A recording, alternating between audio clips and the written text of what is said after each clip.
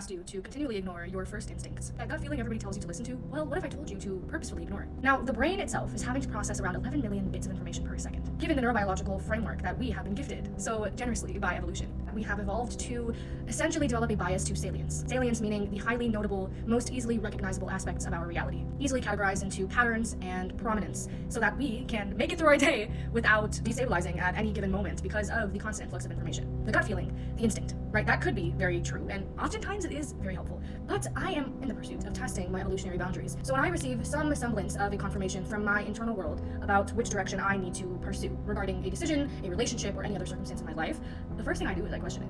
Because I know that my brain is primed to categorize and make decisions that are less expendable on my energy resources. My brain is trained to choose the most observably salient option as a means of speeding up decision making and saving cognitive energy. When I take that split second to employ my own self-doubt, which is quite detrimental, but applying it in a way that is attempting to expand my own biological capacity, I've done something interesting in that moment.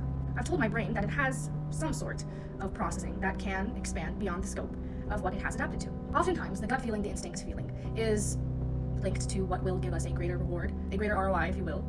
And when we stop to question and engage in critical thinking and employ our better cognition against ourselves, you are teaching your brain that salience, that convenience, is not always the only route to pursue. And in turn, this amplifies the plastic nature of the brain. I think if we all sought to move past the scope of which we have been born into, we would activate a lot more of our abilities to move through life and interact with the world around us.